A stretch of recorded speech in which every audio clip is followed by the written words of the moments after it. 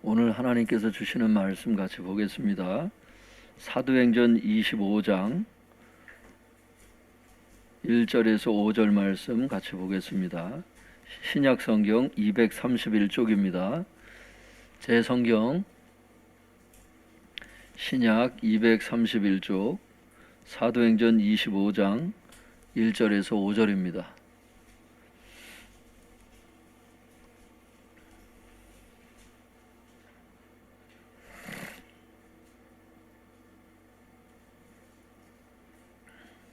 사도행전 25장 1절에서 5절 우리 다 같이 읽겠습니다. 시작. 베스도가 부임한 지 3일 후에 가이사랴에서 예루살렘으로 올라가니 대제사장들과 유대인 중 높은 사람들이 바울을 고소할세 베스도의 호의로 바울을 예루살렘으로 옮기기를 청하니 이는 길에 매복하였다가 그를 죽이고자 함이더라. 베스도가 대답하여 바울이 가이사랴에 구류된 것과 자기도 멀지 않아 떠나갈 것을 말하고 또 이르되 너희 중 유력한 자들은 나와 함께 내려가서 그 사람에게 만일 옳지 아니한 일이 있거든 고발하라 하니라. 기도하겠습니다. 하나님 아버지, 이 시간도 주님의 말씀을 우리에게 들려주시옵소서. 무익한 종이 이 시간 잘 순종하길 원합니다. 주님, 이 시간 주님께서 인도하시는 대로 잘 따라가게 하여 주시옵소서. 예수님 이름으로 기도드렸사옵나이다. 아멘.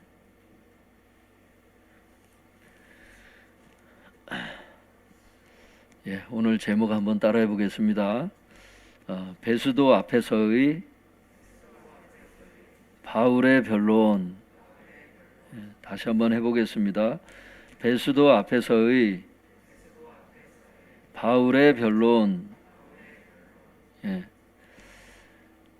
이제 지난 시간에 이제 우리가 벨릭스 총독 앞에서 바울이 변론했던 것들을 우리가 봤었잖아요, 성도님들. 오늘은 이제 총독이 바뀌어서 그렇게 온 것이 이제 지난 시간 마지막 절에 보면 이제 베스도가 이제 부임하게 되는 이런 이제 내용을 보았습니다. 이제 벨릭스 총독이 바울의 재판을 연기를 해서 2년이 지난 거예요. 그 다음에 이제 베스도 총독이 이제 새로 부임을 했는데 1절에 보니까 그 베스도 총독이 부임한 지 3일 후에 예루살렘으로 이제 올라간 겁니다. 예루살렘이 이제 높은 이런 지형에 있다 보니까 예루살렘은 올라간다고 표현하고 가이사랴처럼 이제 이렇게 낮은 곳은 내려간다고 표현을 해요. 항상 기준이 예루살렘이에요. 그래서 예루살렘은 올라간다고 얘기를 하고 다른 곳은 이제 내려간다고 표현하고 이제 그래요. 거기 보면. 그래서 5절에도 보면 나와 함께 내려가자 이렇게 얘기를 하는 게 가이사랴로 내려가자는 뜻이에요. 그렇게 성경이 그렇게 이제 쓰여 있던 것을 이렇게 참고해서 좀 보시면 좋습니다. 예루살렘에 이제 왜 올라갔느냐? 이제 새로 이제 부임을 했으니까 시찰을 해야 될 거 아니에요. 또 유대인들은 반란을 자주 일으켜. 그러니까 그 어떤 지역보다도 예루살렘을 잠잠케 해야 총독 입장에서는 좋은 거야. 자꾸 자기가 관할하는 지역에 계속 반란이 일어나게 되면 로마 황제가 어떻게 보겠어요. 그러니까 총독으로서 이제 그런 마음이 있는 거죠. 연구를 해보면 이제 그런 게 있어요. 그래서 이제 총독들이 이제 유대인들을 좀 이제 이렇게 구워 삶으려고 하는, 또 이제 눈치를 보는 막 이런 게 있단 말이에요. 총독이지만. 그래서 베스도 총독이 부임한 지 3일 후에 이제 시찰하기 위해서 이제 예루살렘으로 이제 올라간 내용이 1절이에요. 지금 사도행전 25장 1절을 보고 있죠. 이제 베스도가 이제 예루살렘에 오니까 예루살렘에 이제 유대인들이 있을 것 아니에요? 그 2절에 보니까 대제사장들과 유대인 중에 높은 사람들이, 이제 뒤에 쪽 읽어보면 이제 이 높은 사람들이 장로라고 나와요. 이 대제사장들과 유대인 중 높은 사람들이 바울을 고발을 하는 거야. 이제 총독이 내려오니까.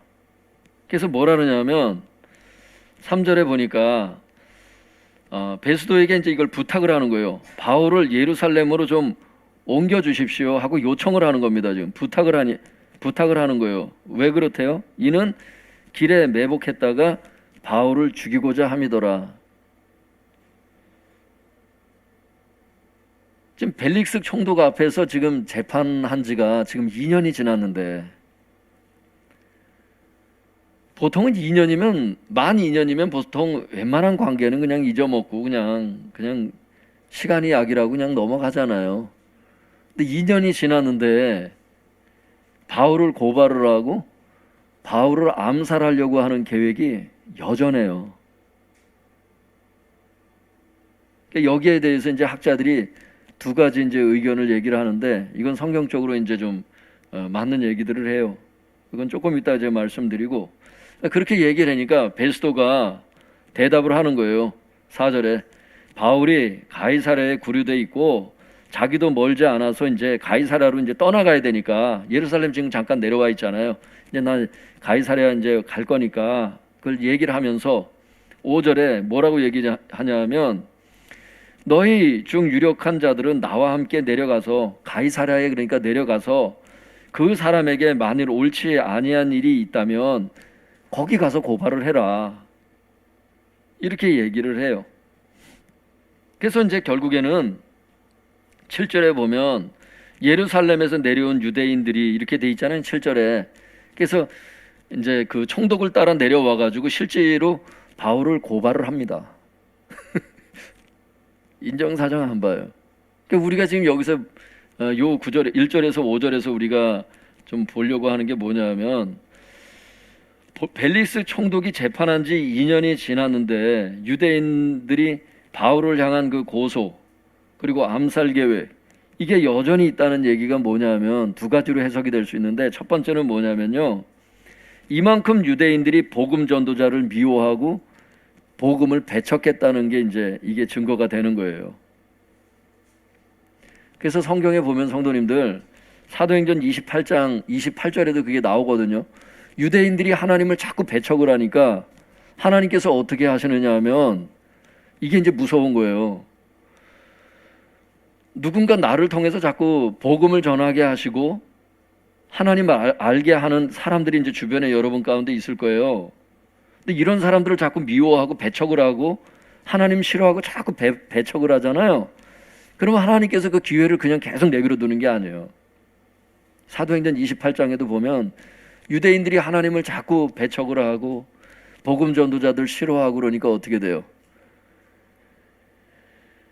그 복음이 유대인에게서 이방인으로 옮겨가요. 그래서 우리까지 이게 전달이 된 겁니다. 그게 하나님의 원 계획은 유대인들을 통해서 이렇게 복음을 전하길 원하셨어요. 본인들이 싫어하잖아.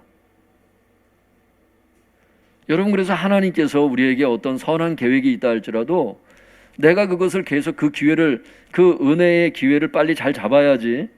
하나님께서 좋은 기회를 주시는데도, 지금도 마찬가지예요. 설교를 듣는 지금 기회를 주시잖아. 근데 기회를 주실 때 이걸 자꾸 배척을 하고 본인들이 자꾸 거부를 하잖아요. 그 기회가 지나가요. 다른 사람에게로 간다고. 여러분 그거 아세요? 너희가 전도할 때 어느 집에 갔을 때 제일 먼저 뭐 하라 그랬어요? 그 가정에 평안이 임하기를 기도하라. 주님 말씀하셨죠. 근데 그 가정에서 평안을 받을 만한 사람들이 되지 않으면 그 평안이 너희에게로 가리라. 그러니까 복을 빌어주고 그 가정을 위해서 축복 기도를 해줘도 받을 만한 그릇이 안 되면 그게 지나갑니다.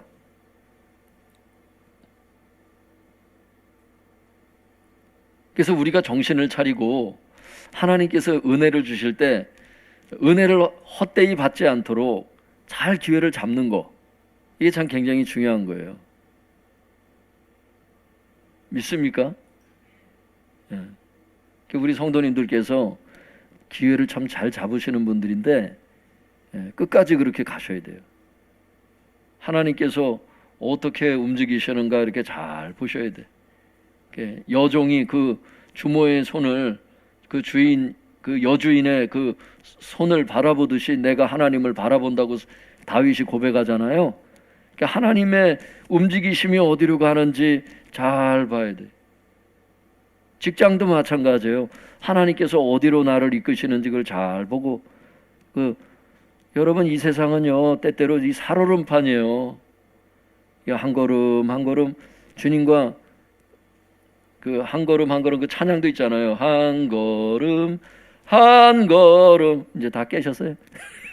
그래서 이렇게 한 걸음 한 걸음 하면서 이렇게 가셔야 되는데 자칫 잘못하면 이제 푹 빠지는 거예요. 그래서 내가 잘났다고 막 교만 떨고 막 TV에도 보니까 어제도 어떤 분이 그랬더라고요. 자기는 IMF 오기 전에 나는 돈은 난 잘 번다고 생각을 했대. 돈 버는 건 너무 쉽다고 생각했다 그러더라고 자기가.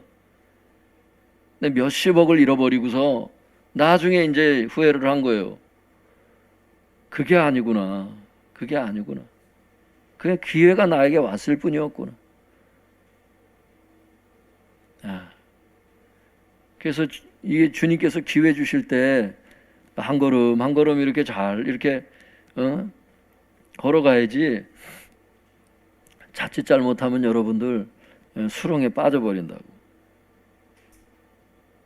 그래서 지금 내가 잘났다고 자꾸 이렇게 교만 떨고 거들먹거리고 자꾸 그 참 그 위험한 징조예요, 성도님들. 저는 그게 이렇게 보다 보면 이게 자꾸 거들먹거리고 이러는 게 이렇게 보다 보면 이게 참 이게 위험한 징조야. 모든 일이 잘 될 때, 나에게 기도 제목이 하나도 없다고 느낄 때, 여러분 진짜 조심하셔야 돼.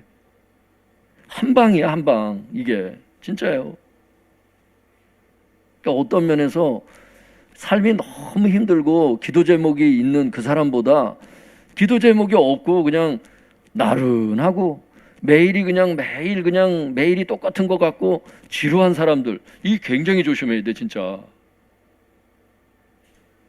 그러다가 한번 시련이 오면 대단한 걸 봐요, 저는 진짜. 성경에 보면 재물을 얻는 능력도 다 하나님이 주신다 그래서 믿습니까? 그 재물을 얻는 능력을 주셔서 누가복음에 보면 그 청지기 감당하게 하시려고 그렇게 한다는 거예요. 자기 돈이 아니라는 거예요. 그것도 그거 하나님께서 원하시는 대로 잘 써야 돼. 그 기회 주실 때 그렇게 해야 돼. 아니면 그 뺏어다가 다른 사람 맡기고 그 사람 보고 그냥 시키신다니까. 그럴 수가 있어요. 정신 바짝 차려야 돼. 기독교인들은 예수님을 주인으로 삼은 사람들이야. 불신자들은 자기 돈이라고 자기 마음대로 막 휘질러 써도 그냥 그렇게 살지만 기독교인들 그렇게 살면 나중에 하나님께 그 책망받잖아요. 성경에 보면. 그 지극히 작은 것에 충성된 자는 큰 것에도 충성되고 지극히 작은 것에 불의한 자는 큰 것에도 불의하다는 게 뭐예요? 거기 지극히 작은 것이라는 게 재물을 얘기를 해요. 돈을 사용하는 것을 얘기를 한다고. 지극히 작은 것에 충성된 자는 큰 것에도 충성되고 더 큰 영적인 분량을 맡겨도 그 사람은 충성할 사람이라는 거예요. 근데 돈 쓰는 걸 보면 지극히 작은 것에 불의한 사람은 큰 것을 맡겨도 불의하다는 거예요. 그 사람은. 누가복음 말씀에 나와요, 성도님들. 그 재정을 쓰는 걸 보면 그 사람을 알 수 있다는 거예요. 주로 그 사람이 돈을 어디다 쓰는지 그걸 보면. 그래서 적당히 하라는 거예요. 적당히. 성경에 보면 옷이라는 것도 그래요. 단정하게 입으면 되는 거야. 너무 자꾸 오바를 하면은 하나님께서 거칠게 하는 거 아주 싫어하세요, 하나님. 근데 또 거칠애를 하는 걸 좋아하는 사람들이 있거든요.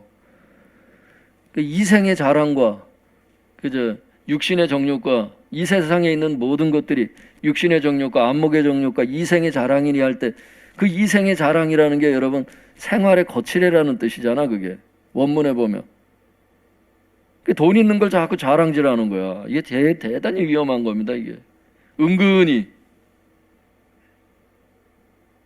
그러다 하나님 다 한번 치시면 그냥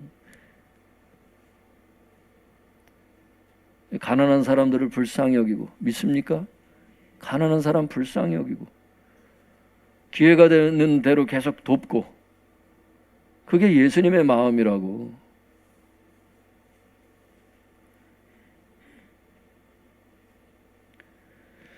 이제 코로나가 있어서 이제 교회에서 과자를 못 먹고 이제 이러는데, 예전에 이렇게 보면은 막 청년들이 혹은 어떤 성도님들이 교회에 자꾸 먹을 걸 사다 놓는 분들 계셔요.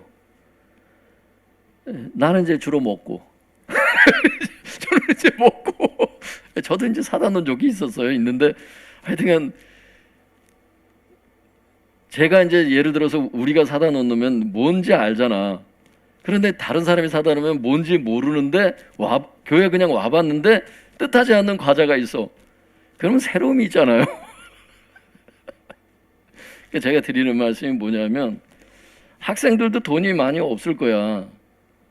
그런데 교회 성도들을 생각하면서 평상시 그냥 자기가 사가지고 그냥 거기다 이렇게 채워놓더라고. 과자나 이런 것들을. 커피도 갖다 놓고 막 이렇게. 그러니까 다른 사람들을 이렇게 돌아보는 거예요. 다른 사람들을 돌아보는 사람들이 이렇게 있어. 응.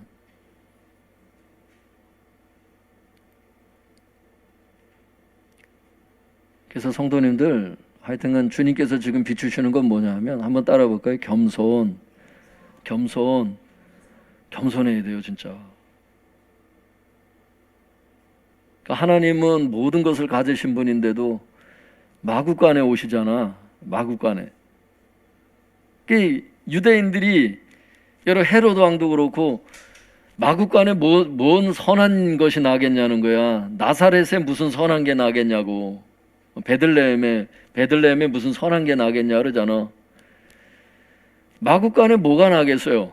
근데 하나님이, 천지를 지으신 하나님이 가장 보잘것없는 말규에 나니까 겸손한 사람이 아니면 보질 못하잖아. 사람들은 다 하나님은 왕궁에 있는 줄 알았잖아. 높은 데에 있는 줄 알았잖아. 근데 하나님은 가장 낮은 사람들의 틈바구니에 있었잖아. 예수님의 12제자가 다 어부들이고 그러잖아요. 그때 당시 하층민들, 돈도 없고 재산도 없는 그 사람들의, 그 죄인들의 친구, 창기와 세리들. 세리가 여러분 로마 식민지에, 로마에 빌붙어가지고 유대인들 그 피 빨아먹었던 사람들이잖아. 그래서 유대인들이 아주 세리를 싫어했다고. 근데 예수님이 회개한 세리들을 친구로 삼으셨잖아요. 창녀들을 주님의 친구로 삼으셨잖아. 그러니까 사람들이 예수님을 못 알아봤잖아. 그리고 그런 죄인들하고 친구가 됐다고 예수님을 싫어했잖아, 바리새인들이. 여러분, 우리도 똑같아요.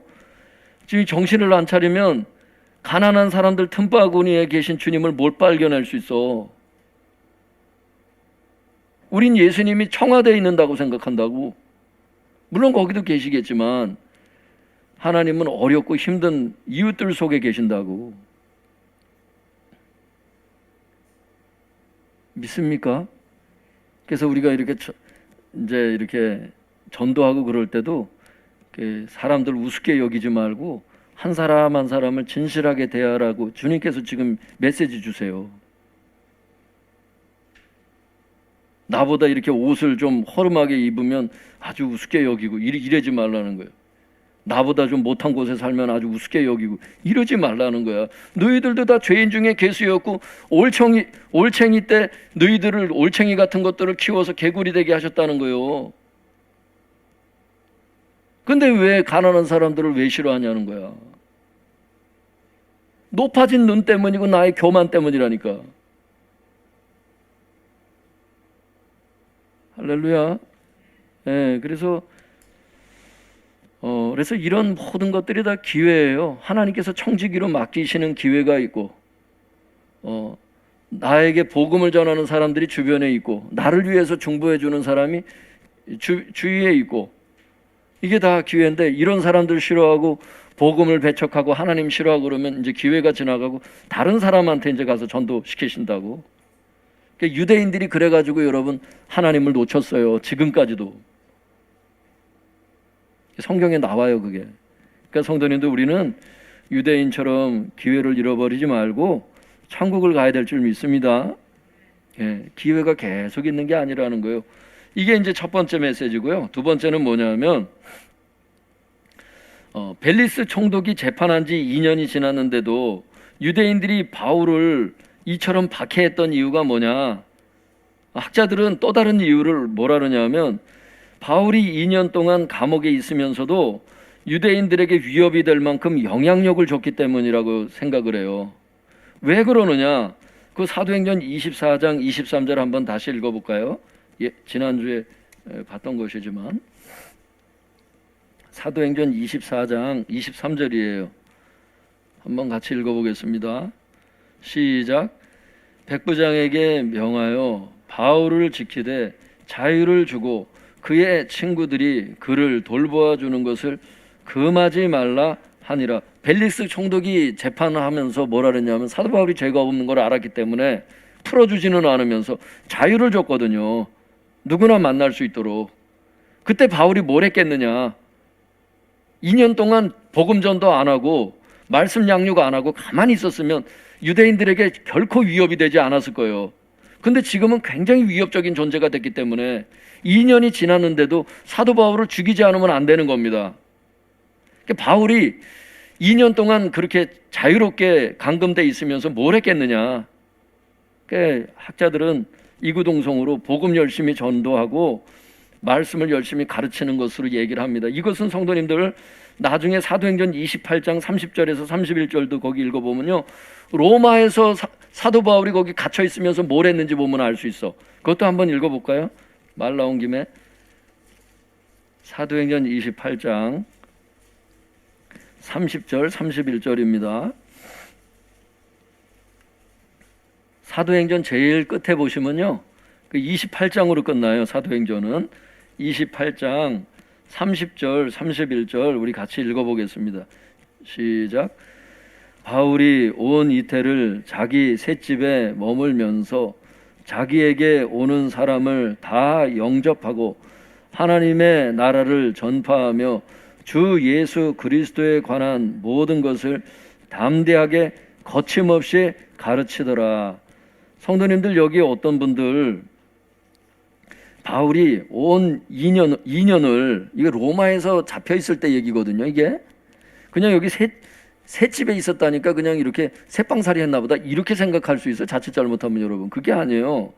여기 보시면 16절을 같이 읽어볼까요? 28장 16절 시작.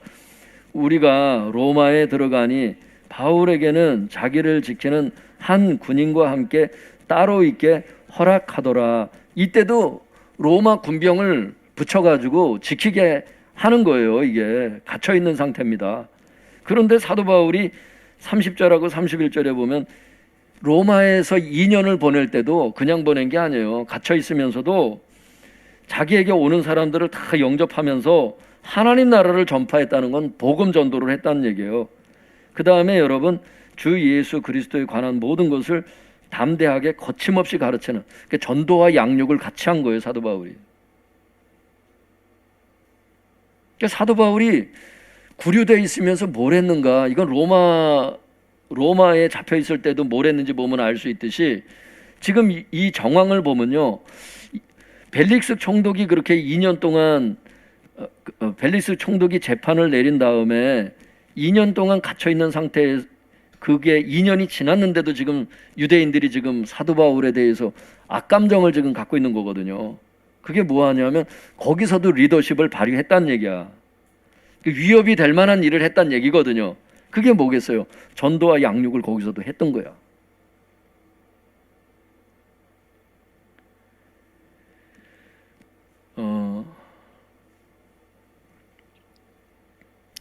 사도 바울 그 글을 읽어보면요, 디모데후서 4장 2절에도 그게 있거든요. 때를 얻든지 못 얻든지 항상 전도에 힘쓰라고, 그 말씀을 전파하라고. 그러니까 전도와 양육을 계속 하라는 거예요. 성도님들, 이게 사도 바울만 그게 아니고 우리도 굉장히 중요한 책임감을 갖고 있어요.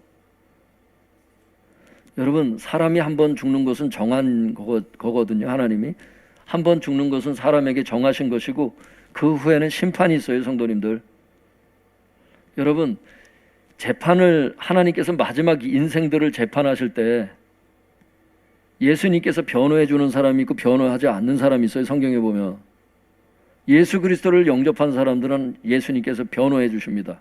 근데 예수님을 변호사로 선임하지 못하는 사람들은 불못에 들어가요. 성경에 나와요. 여러분 가족 중에 예수님을 믿지 않은 상태 있잖아. 그 상태로 여러분 하나님 앞에 가면 그 영혼이 어딜 가겠어요? 지옥 갑니다. 예수님을 영접해서 천국에 갈 수 있도록 전도할 수 있길 바랍니다. 성도님들, 저는 이웃사랑 얘기하는데 최고의 이웃사랑은 전도라고 생각해요. 저는 왠지 아세요? 진짜 사랑하면 지옥에 가는 거 그냥 불구경하지는 않아요. 입으로만 사랑하지 말고 행함과 진실함으로 사랑하자는 거예요. 성경에 보면 뻔히 그냥 같이 이렇게 한솥밥 먹다가 지옥에 가는 것을 구경만 하고 있겠냐고. 진짜 우리가 진짜 천국이 있고 지옥이 있다는 걸 정말 믿는다면 현실이거든. 이게 최고의 사랑은 전도입니다. 믿으십니까? 전 그렇게 생각해요. 그래서 권사님, 집사님들이 왜 그렇게 전도를 해? 자기 사비를 털어서 선물을 사줘가면서 왜 그렇게 전도를 해? 잘 되라는 거야. 나머지 인생 너 잘 되라는 거야.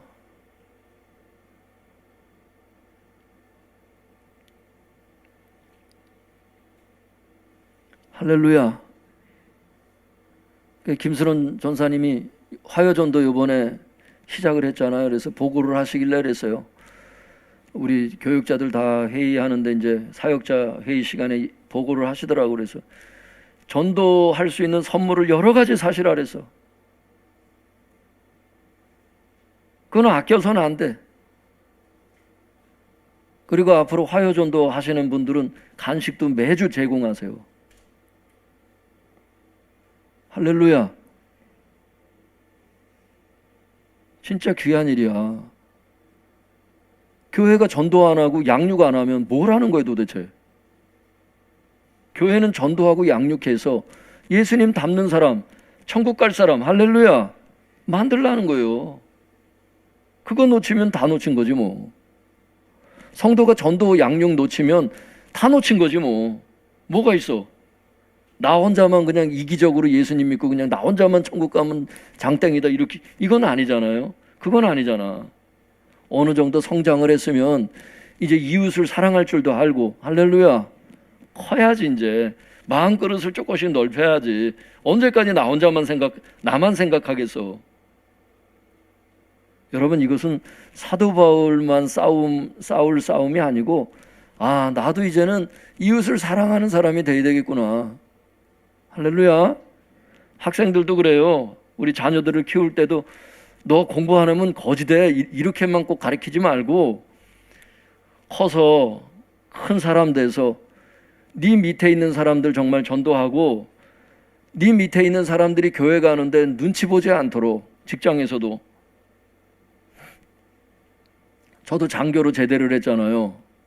제가 중2로 제가 전포대장 맡았을 때, 그걸 아는 그 병사들은 알겠지만, 제가 수요 기도회나 뭐나 이거 다 허용했습니다. 자유를. 저희 포대는 그렇게 했어요.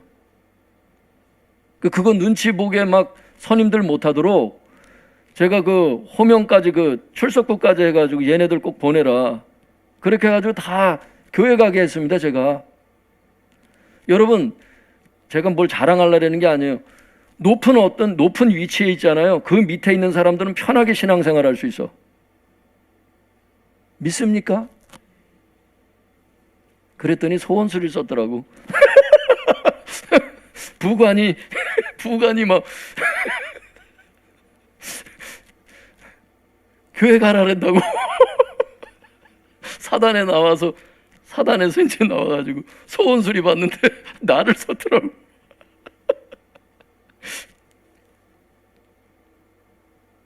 하여튼 나만 생각하면 안 되고 그 밑에 있는 사람들도 좀 생각을 해줘야 돼요. 이번에도 여러분 사실 그래요. 교회 목사가, 저는 요번에도 여러분 저 교회 휴무일이 있었지만 제가 어디 놀러 가고 그런 거 아니에요. 진짜 집에 아주 방콕을 해서 방콕이 뭔 줄 알아. 방에 콕 박혀 있었어. 그래서 기도만 하고 어디 금식 기도원 가려다가 하나님께서 가지 말라 그러셔서 가지 않고 그냥 집에서 기도했는데, 근데 여러분 교회 휴무일을 왜 해야 되느냐? 여러분 저 혼자만 생각하면 안 돼. 교회 다른 분들도 생각을 해야 되거든. 큰 교회 같은 경우는 이제 사찰 집사님도 있고 교회 직원들도 있잖아요. 교육자들도 있고. 이런 분들도 생각을 해야 된다고. 내가 안 놀러 가니까 다른 사람도 가지 말아라. 이러면 안 된다고.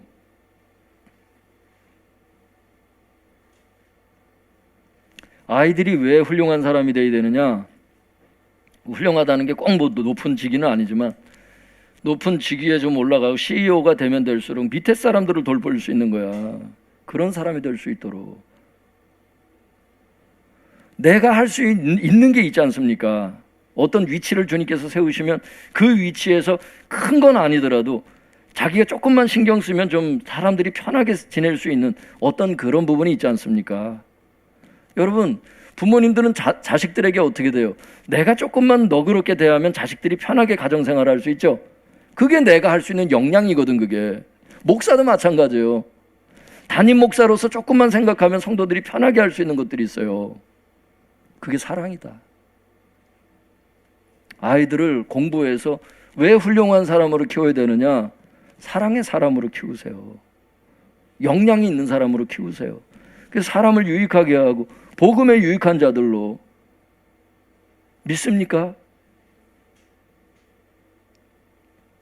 무슨 뭐 크게 뭘 해서가 아니라 정말 조금만 신경 쓰면 좀 편하게 지낼 수가 있는 겁니다.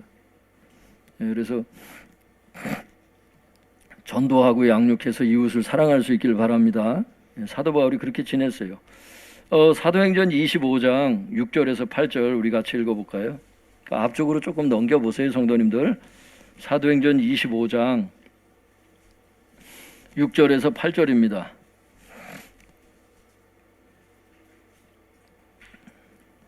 사도행전 25장 6절에서 8절 시작.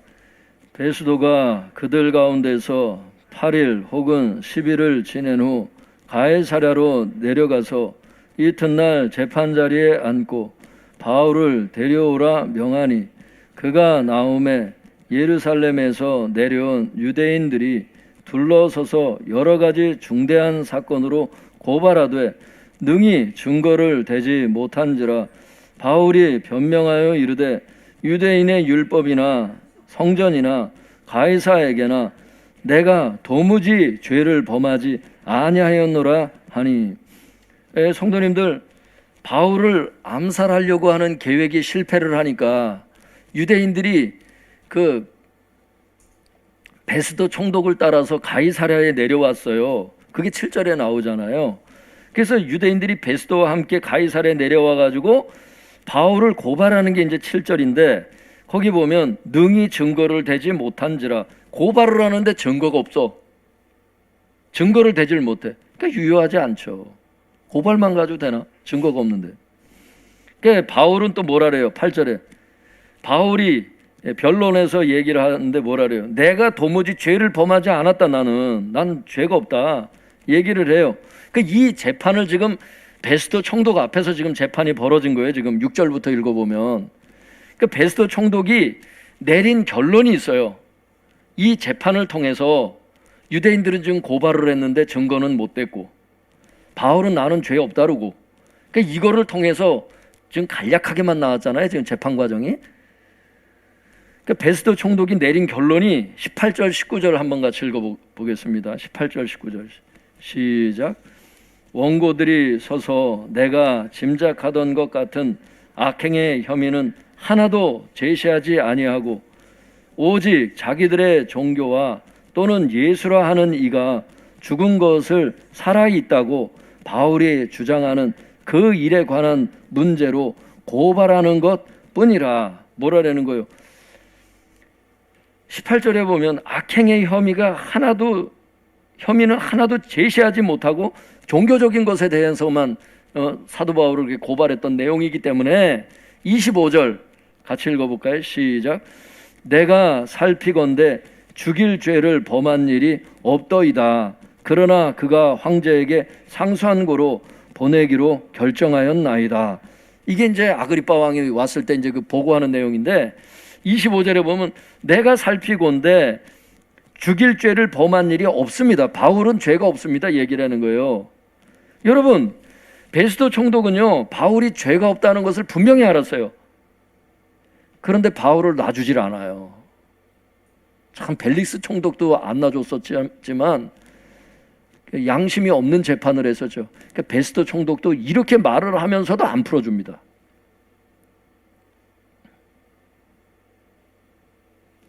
오히려 25장 그 9절에 보면요, 유대인들 비율을 맞춰야 될 거 아니야.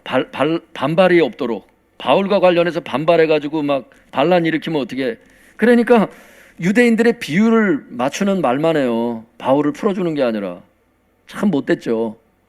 9절을 한번 같이 읽어볼까요? 시작. 베스도가 유대인의 마음을 얻고자 하여 바울더러 묻되 내가 예루살렘에 올라가서 이 사건에 대하여 내 앞에서 신문을 받으려느냐?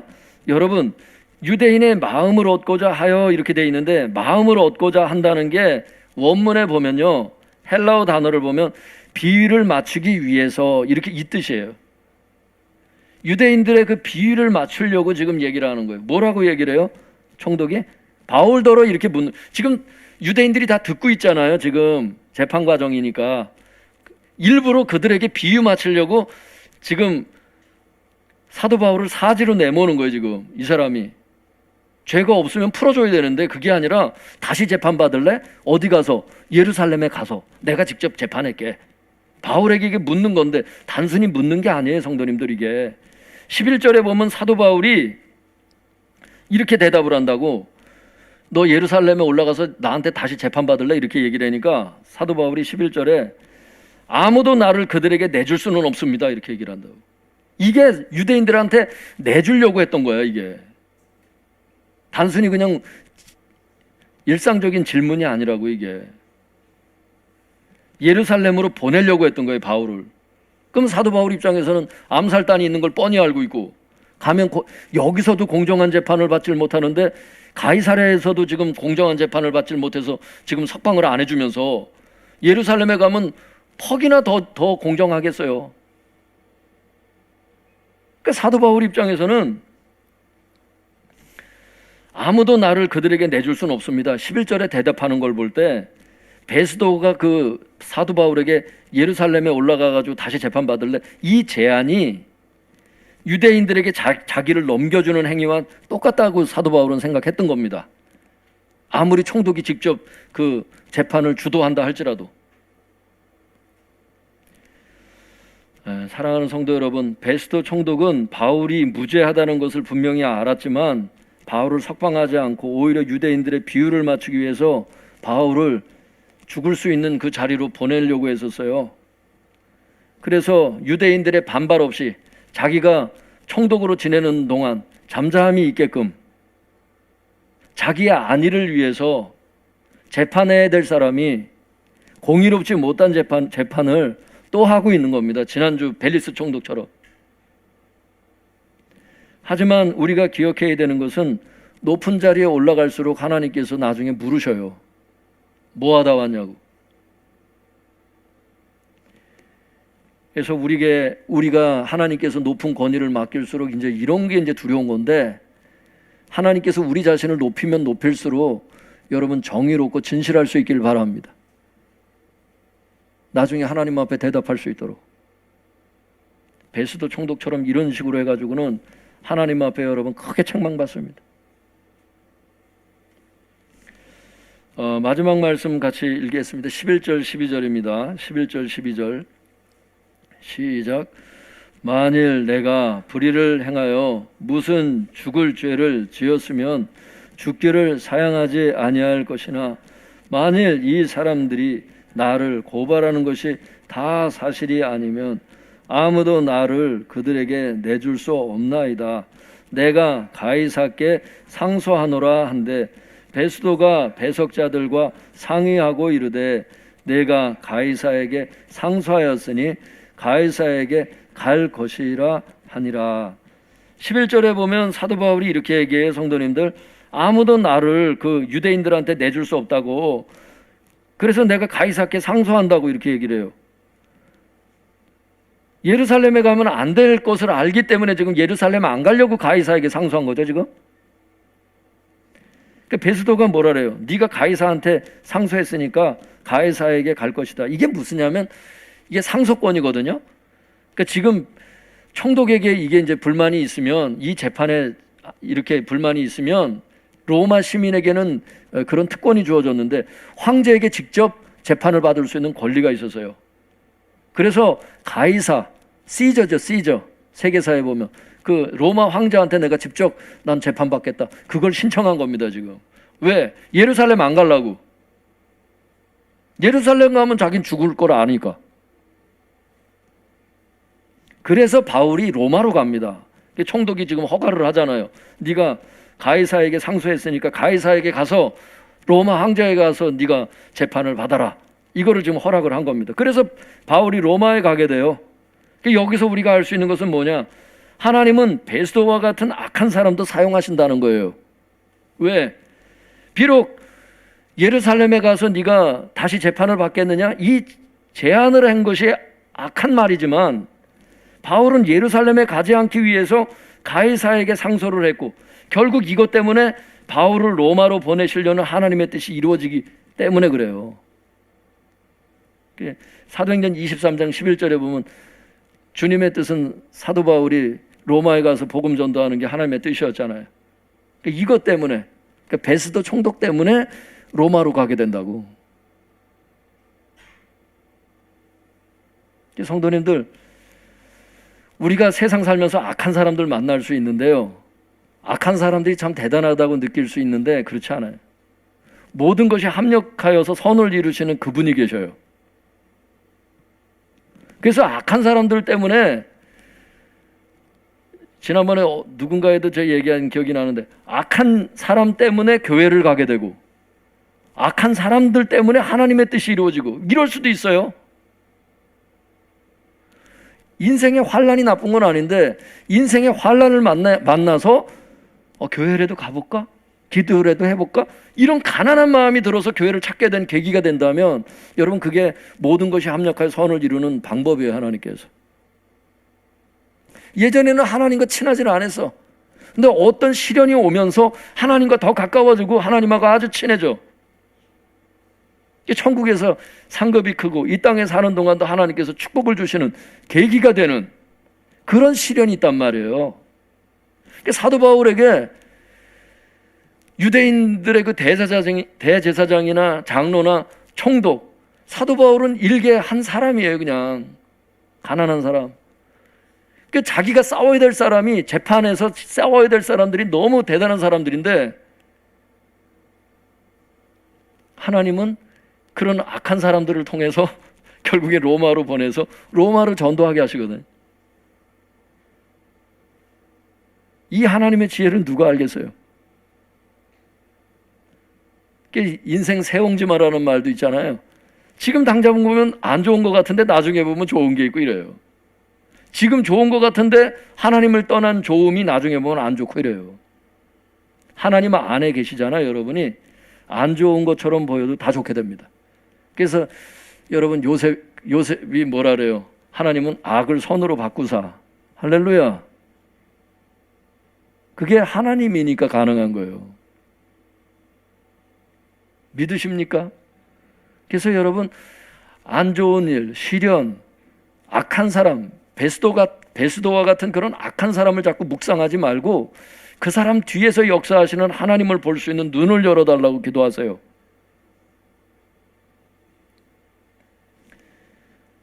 그래서 여러분, 어려운 일을 만날 때, 악한 사람 만날 때 항상 우리가 기억해야 되는 것은 로마서 8장 28절이에요. 하나님은 이 모든 것을 합력하여 선을 이루시는 분이다. 할렐루야. 삶 속에서 여러 난관을 만날 때 하나님의 이런 섭리를 믿고 담대하실 수 있길 바랍니다. 하나님께 여러분 기도하면 뚫고 나가실 수가 있어. 그 훈련을 받을 때, 남자들은 다 훈련 받을 때 그런 경험이 있잖아요.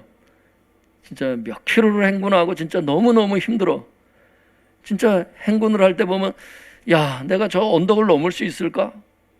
넘게 되잖아요. 한번 따라 해볼까요? 이번에도 지나가리라. 한번 크게 해보세요. 이번에도 지나가리라. 할렐루야. 어려운 곳에 자꾸 함몰되지 마세요. 그 어려움 뒤편에 계신 그 하나님의 모든 것을 다 핸들하시는 그분을 볼 수 있는 눈이 열리기를 바랍니다. 기도하겠습니다.